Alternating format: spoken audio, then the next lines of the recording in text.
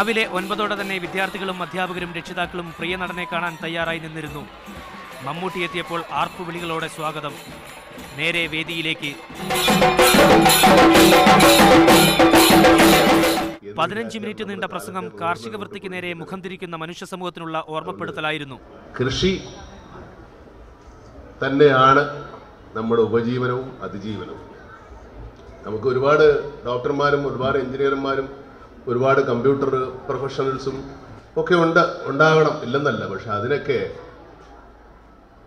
അവരുടെയൊക്കെ സേവനം നമുക്ക് ആവശ്യമുണ്ടാകുന്നത് നമ്മൾ ജീവിച്ചിരിക്കുമ്പോഴും നമ്മൾ ആരോഗ്യത്തോടെ ഇരിക്കുമ്പോഴും ഒക്കെയാണ്.